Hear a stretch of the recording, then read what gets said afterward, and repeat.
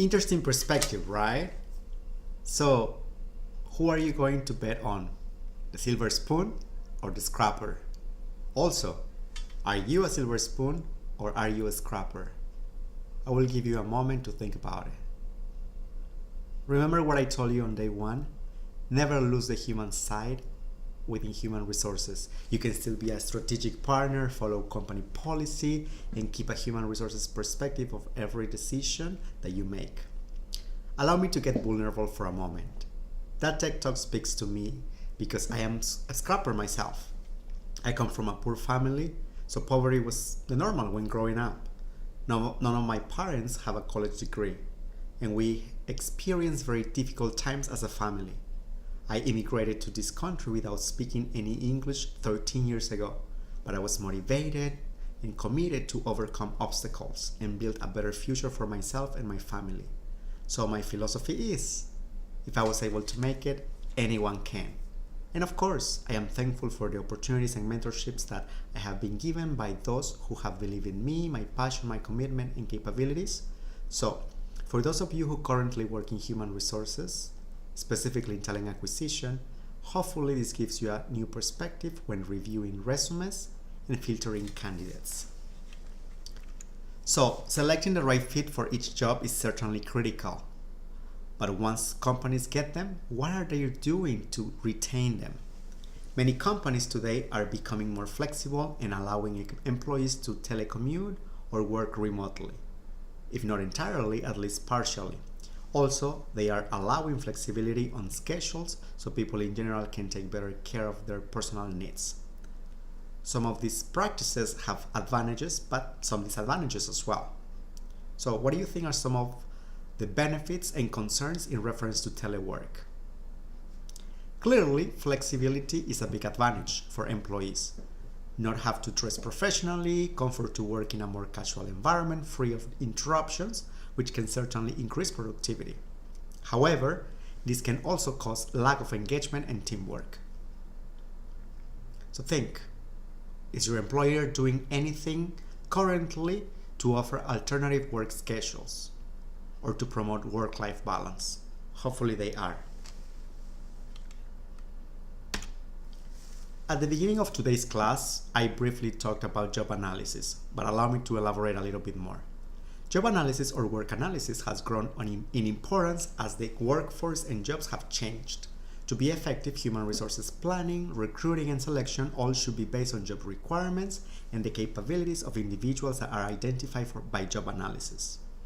In equal employment opportunity matters, accurate details on job requirements are needed because the credentials in job descriptions can affect core decisions.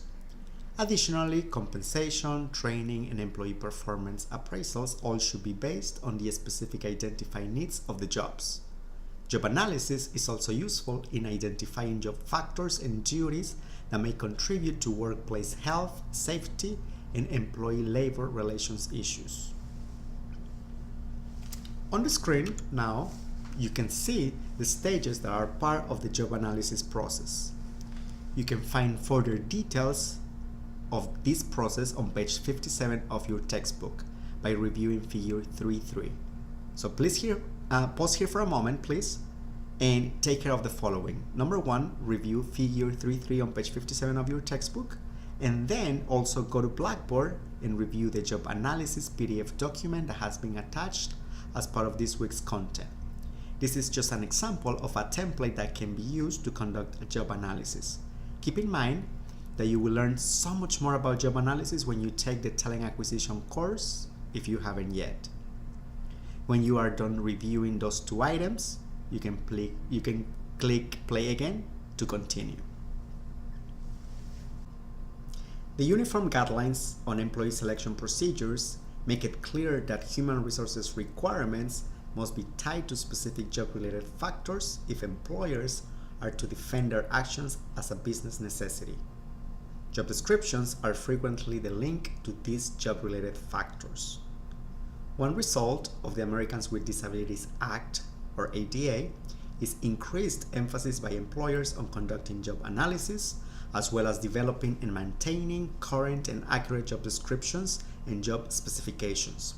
The ADA requires that organizations identify the essential job functions, which are the fundamental duties of the job. These do not include the marginal functions of the positions. Marginal job functions are duties that are part of a job, but are incidental to the purpose and nature of the job. To conclude today's lesson, let's review the difference between job descriptions and job specifications. Job description is the identification of the task, duties, and responsibilities of a job, while job specifications is the combination of knowledge, skills, and abilities, also known as KSAs, that an individual needs to perform a job in a satisfactory way. So let's practice. There are 3 job postings attached on Blackboard, including Human Resources Coordinator for Club Med, Human Resources Business Partner for Netflix, and Staff Human Resources Generalist for Illumina. Review the 3 job postings and identify for each of them 3 key tasks, duties, or responsibilities, and 3 key KSAs. So, pause for a moment, complete that assignment, and when you finish, play again to continue. Part of the purpose of this exercise is for you to become familiar with what companies are looking for in individuals who are interested in applying for human resources roles. So, complete the exercise and see you soon. Thank you for today. I trust that you were highly engaged in the different activities that we had today.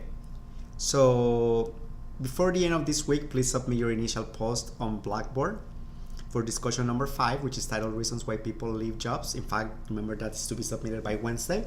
Also complete the turnover calculation assignment.